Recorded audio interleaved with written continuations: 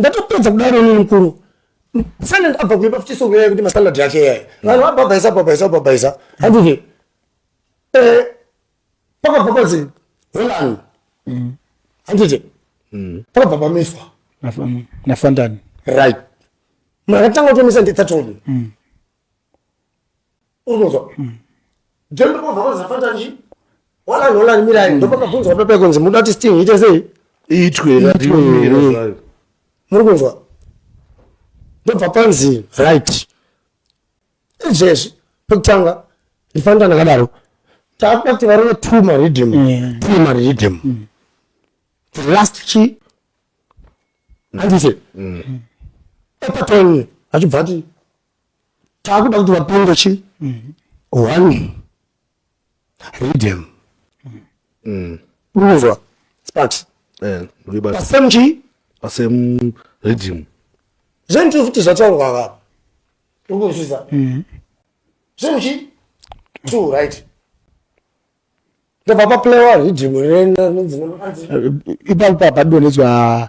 riddim raSilent kila mastreets tisi tine manhamba adiwa nevazhinji tisi tine mahit that one is a hit song iroro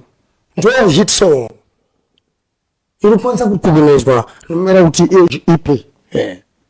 even chero kana uk chako kana kuti chero kana kumusha chako kana kuhutsu chero kwakamhanyira koko animaje rinota sei but hola sparks tikuimba one riddim mwana wamai mukuplaya riddim loka mastreets right but ona mwangu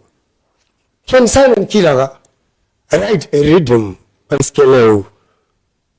tombondo kubvunza anamboimba ritambiki azviite skelewu akwasi kuimba unless zvazvezvezvo ngoti takudayo semabusiness hatikwanisi kuimba lock the streets right hatina riddim ratamboriita handakubvira ndariimba sparks handikuzwa mukoma wangu riddim iriddim raSilent killer rekunzi ndakanoka chi mastreets mugarisson handiti it is a big tune hapana kuti tikunzi tiri kupinda one riddim apa mwangu and achibva understand one thing mwangu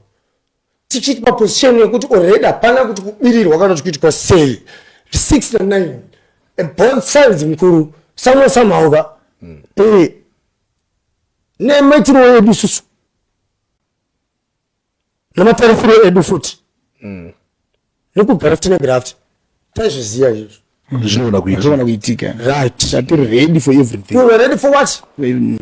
Sokusvika pakuchakatozviudza kuti zvinohati feelings hatikuda ma feelings aya what are we doing? This is music, it's for entertainment, for the love of music and kuzwa and stuff, but unozati chakaitika masparks after ipapo ritemera richirira rekuloka mastreets rakatarisana nemumwe wangu nezizo rekutotya futi kuti zvii zvanoda kuitika isingatyise takangoona unachimudai futi mukuzwa ndara kutasira kwatakaita isusu zvaizva taitoziva kuti chachaya kapa pashata apa mwanyura apa padonyura munhu sparks pa ende munhu aitoita sei ainyura munhu wainyura sparks apa uri kuzwa but wona kamwana wamai fans kuimba nekutaura zvakasiyana vari kutaura handiti riddim rakawira mwangu riddim rikafamba rasi handikuzwa mukomana anobvira aimba mwangu anawimba anobvira aimba ka sparks but isusu tiri pastage ka kuzoimba handiti mwangu marekodzi kaya chada kuzorachi marekodzi tiri kusiyana handidapedzira ndobva pati ndisakupindwa one of chiwani ndafanira kuya nderari yarari riri kuredhiyo rare riziya kare rachagara takapindira re ndorafanira kungoiswa futi pepa dzachakangoita pekutanga pepa mwana wamai ndozvinofanira kungoita sei ko pamaruzi makazowirana kuti mumwe anoenda dj wake right after patoti kwenharo dzekunzi tj inini hazvibude kuti nini muti dj andiweza one anotedzera ndobva natodairo ngati is true and is very very true zvari kutaura ka as an artist ndotozviunderstanda